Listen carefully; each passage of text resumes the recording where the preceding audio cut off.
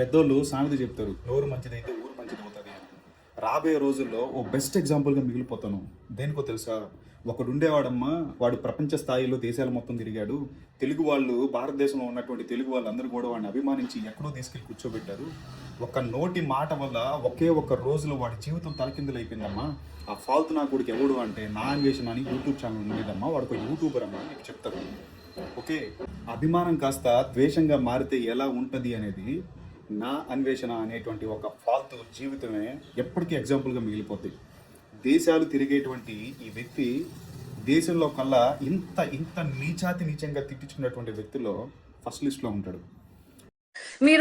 మీరంటే కొంచెం అభిమానం ఉండేది, మీరు నచ్చేవాళ్ళు, మీ కంటెంట్ బాగుండేది. ఇప్పుడు అసలు నేను చూడట్లేదు అండ్ మిమ్మల్ని అన్సబ్స్క్రైబ్ చేసేసాను. మీరు ఏమో నెగిటివ్గా అనిపిస్తున్నారు నాకు. బతికితే ఆ బతుకు ఒక అర్థం ఉండాలి. నువ్వు ఇన్ని సంవత్సరాల పాటు ఇన్ని దేశాలు తిరిగానని చెప్పి ఫైనల్గా నువ్వు ఏమి మూట కట్టుకున్నావు అని అంటే, ఎవరైతే నేను అభిమానించి ఇంత దూరం తీసుకెళ్ళి ఒక ప్రపంచ స్థాయిలో నీకు ఒక గుర్తింపు తీసుకొచ్చే ప్రయత్నం చేశారు, వాళ్ళ దగ్గర ఎంత ద్వేషింపబడుతున్నావు అని అంటే, రేపు ఉదయాన నువ్వు చనిపోతే నిన్ను మొయ్యడానికి కూడా ఒక నలుగురు మనుషులు కూడా నీ దగ్గర నుంచి రారు. సో అంత వర్స్ట్ బతుకుతున్నావు. ఒకరోజు ఖచ్చితంగా నువ్వు రిగ్రెట్ ఫీల్ అవుతావు. అప్పటికే నీ జీవితం కంప్లీట్ క్లోజ్ అయిపోయి ఉంటుంది.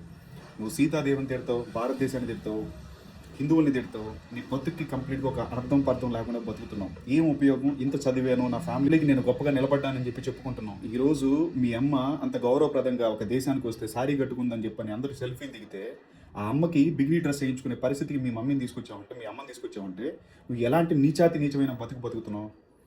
సో ఇంతకు మించి నాకు తెలిసి వరస్ట్ బతుకు ఎవరు కూడా బతకరు. నిన్ను అభిమానించినటువంటి అభిమానులే ఈరోజు ఇట్లాంటి ఫాల్తునా నేను అభిమానించింది అని చాలా రిగ్రెట్ ఫీల్ అవుతున్నారు. అంటే నీ ఇన్స్టాగ్రామ్లో సో ప్రతి ఒక్క కంట్రీకి సంబంధించినటువంటి ఫ్లాగ్ని పెట్టుకొని ఉంటావు. ఇన్ని దేశాలు తిరిగావు, నీకున్నటువంటి నాలెడ్జ్ ఇదేనా? నీకున్నటువంటి ఆలోచన విధానం ఇదేనా? ఒక పాయింట్ని చెప్పాలి అని అంటే కింద నుంచి పైదాకా ఒకరిని తిట్టడమేనా? సో గరికపాటి గారు లాంటి వ్యక్తిని పట్టుకొని నువ్వు నానా మాటలు మాట్లాడుతున్నావు అనంటే, శివాజీ లాంటి వ్యక్తిని పట్టుకొని నువ్వు నానా మాటలు మాట్లాడుతున్నావు అంటే నువ్వు ఎంత ఫాల్తు అనాలి, ఎంత ఎదవనాలి నిన్ను? సో నిజంగా నీ బతుకు ఒక అర్థం లేదు. నువ్వు ఎక్కడున్నప్పటికీ కూడా ఈ రోజు నువ్వు చేసినటువంటి తప్పు నిన్ను వెంటాడుతూనే ఉంటుంది జీవితాంతకాలం. నువ్వు సచ్చేదాకా వెంటాడుతుంది. ఇంత ఫాల్తు పని చేసావు నువ్వు. నిజంగా నీకు అర్థం కావట్లేదు. నీ కళ్ళు మూసుకోపోయి ఉన్నాయి.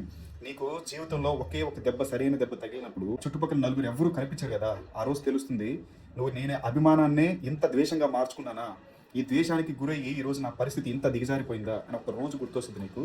అప్పుడు తెలుస్తుంది తెలుగు ప్రజలు, 2 రాష్ట్రాల్లో ఉన్నటువంటి తెలుగు ప్రజలు, భారతదేశంలో ఉన్నటువంటి తెలుగు ప్రజలు, ప్రపంచం మొత్తం మీద ఉన్నటువంటి తెలుగు ప్రజలు నిన్ను ఎంత ద్వేషించారనేది ఖచ్చితంగా గుర్తుపెట్టుకో.